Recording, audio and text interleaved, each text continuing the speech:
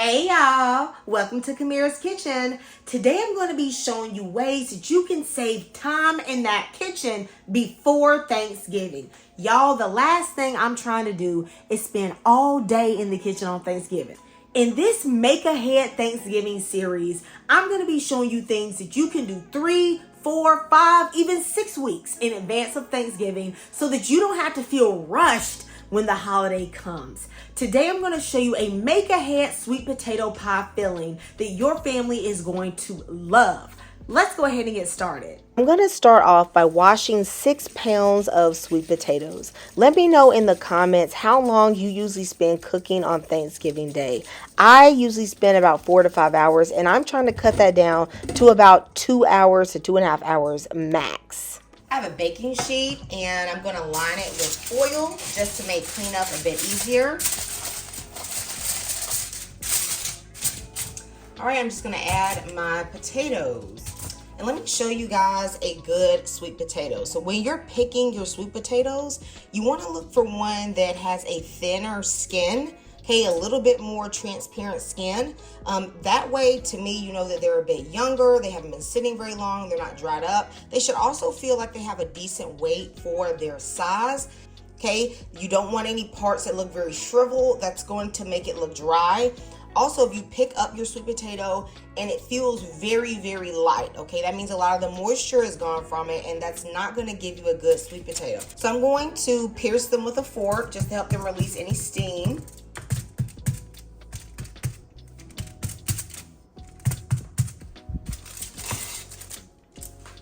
Bake these at 425 degrees until they are soft and tender. That should take about 45 minutes to an hour. The potatoes are slightly warmer than room temp, which is fine. I'm gonna cut into them. All right, looks good. Look, when I see that brownness here, that's a positive sign to me because it lets me know these sweet potatoes are sweet. I am looking for about 6 cups of sweet potato out of this. I'm definitely going to get at least 6, could be a little bit more. I'm going to measure them out with my measuring cup. As I fill this, I'm going to dump it into my food processor bowl because I'm going to use this to help process them. If you don't have a food processor, just put it in a regular bowl. You know what, let me just use my hands. Okay, this is not too hot for touching. Any parts that look kind of off, I'm just going to grab them, throw them back. And yes, y'all, I do use my hands when I cook. I wash my hands thoroughly and then I cook. Y'all, I don't know why people are bugging so much about using your hands to touch food. Like, people for thousands of years have done this with no problem. So I don't know why the internet be tripping. I'm gonna just scoop that into my food processor. So this is 6 cups. However, I have a couple sweet potatoes left.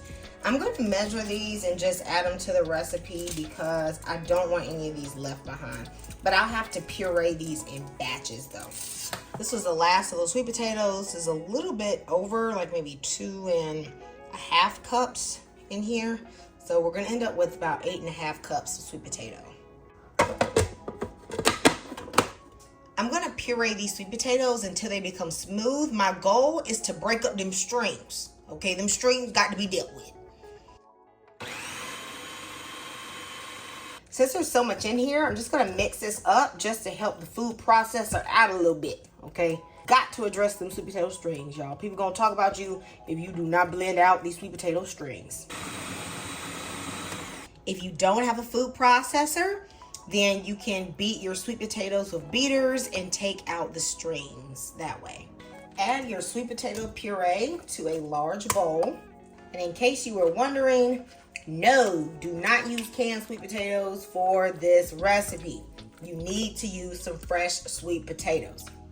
I also heavily suggest baking the sweet potatoes instead of boiling them because they get a much better flavor and you do not want any excess water. This is the other 2.5 cups of sweet potato I pureed. I'm going to add that to the batch as well. We're going to start putting this all together. So I'm going to add 2 tablespoons of vanilla extract. I have cinnamon, nutmeg, a little bit of ginger, and a little bit of salt. Now, this may seem like a lot, but remember, this is like 8.5 cups or 6 pounds of roasted sweet potato. I'm also adding about 1/4 cup of lemon juice. If you are doing the shelf-stable version of this recipe, you do need to use fresh lemon juice because the lemon juice is going to reduce the acidity. If you are going to do the freezer version, you can do either lemon juice or you can sub in some lemon extract. Now, of course, you're not going to use 1/4 cup of lemon extract. Maybe do about 1 tablespoon.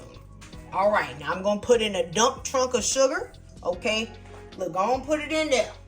Remember, this is going to make a lot of pies, not just one. Okay, so this looks like a lot of sugar. I'm using a mixture of brown sugar and white sugar, but this is going to do a lot of pies, baby.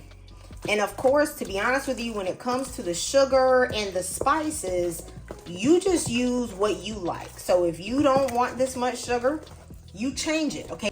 I'm using a ratio of like 2 cups of sweet potato to 1 cup of sugar. The thing is that you can always add more sugar, even when you go to make the recipe, but you can't take any away.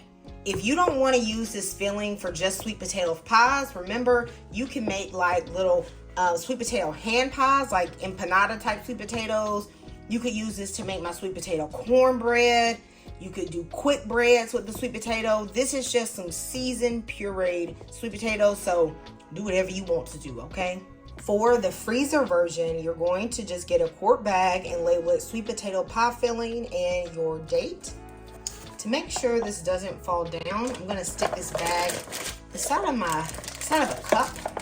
I'm going to use a measuring cup and I'm going to scoop out 2 cups of the filling. Notice that I did not put eggs or anything like milk, butter, none of that is not going to go in your filling. When you make your pie, that is when you're going to add those sorts of things. It's going to fit in here. Yep, there we go. See? When it gets to the end like this, you go ahead and seal it. I'm going to freeze it flat, just like this, so that I can stack it with either multiple bags of sweet potato filling or so you can stack it with other things you have in the freezer. This will also, when it's flat, it will defrost a little bit quicker. For the shelf-stable version, I'm going to be pressure canning this. I'm going to add the puree until it reaches about this line here, which will leave like a 1-inch headspace. Now, this is not like a USDA approved canning recipe. This is a recipe, though, that a lot of people have used for decades and can safely. So if you don't like the canning version and you don't like using recipes that are not USDA approved, then please feel free to just freeze all of it. Okay, it's going to work out. I'm going to wipe off the rim. I'm going to use a knife to get out any air bubbles. See, there's an air bubble right there. You don't want that. That's going to cause siphoning, or like the contents of your jar to slip out while it's canning. I'm going to wipe off the rim. I'm going to add my lids. They've all been cleaned. And then I'm going to put the rim on until this is fingertip tight. I'm not going to can or freeze all of this because I'm going to make the pies for you to show you how they turn out if you make this, okay? For all of my pressure canning, I use an Instant Pot Max. Note that it says Max. It must have the canning feature. You cannot just use any pressure canner to do this, okay? Or pressure cooker to do this. It has to be the Max. If you have another pressure canner you like to use, you can use that. But I use this one because I'm a small time canner and I pretty much don't do more than 4 pints at one time. So inside my Instant Pot, I have the rack and then I'm putting 2 of these jars. You can put up to 4 pints. And then I'm going to fill this with water until it comes to about 1/4 of the way up the jars. And they're going to put the lid on. I'm going to press canning. And then I'm going to pressure can this for 65 minutes and allow it to fully release all the pressure and, cool down on its own. I'm going to take them out. I'm going to use a jar lifter to get them out.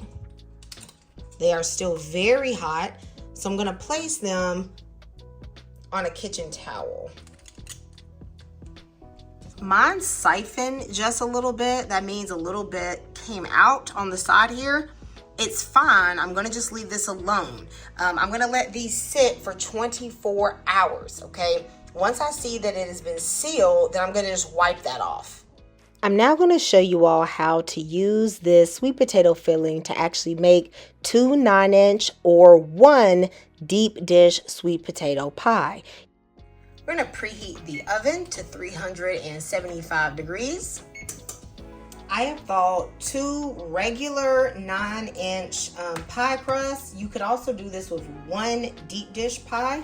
I'm gonna take a fork and thoroughly poke around the shell. This is gonna let steam escape and make it so that your crust stays in the right place. I'm gonna place the shells in to par bake for about 10 minutes and then let them completely cool. This is 2 cups of the sweet potato filling I've saved. To this, I'm going to add 2 eggs as well as some heavy cream. I love using heavy cream instead of milk because it adds a delicious richness to your pies. I'm gonna go in and just give this a little taste to see if I wanna make any adjustments.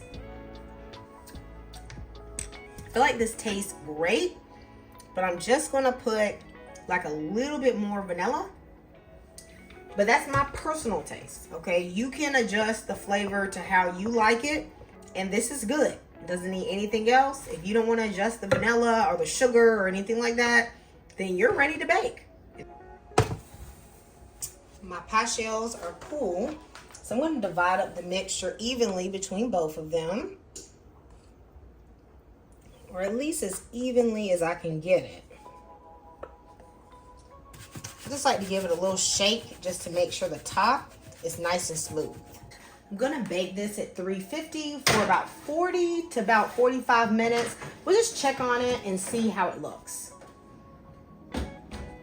It's been 40 minutes, so I'm gonna check on my pies.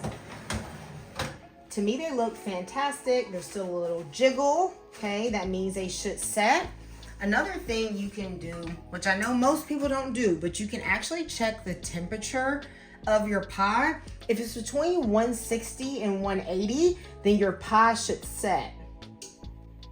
See? It's like at 160, 200. Tempting to let that greedy spirit take over, but y'all, you really need to wait overnight for best results, or at the least you can do 4 hours. Okay, y'all, so let's see what this pie talking about, okay? Now, this is a regular 9-inch pie, so it is a little thin, but of course, you know, you can do the deep dish with 1 recipe too.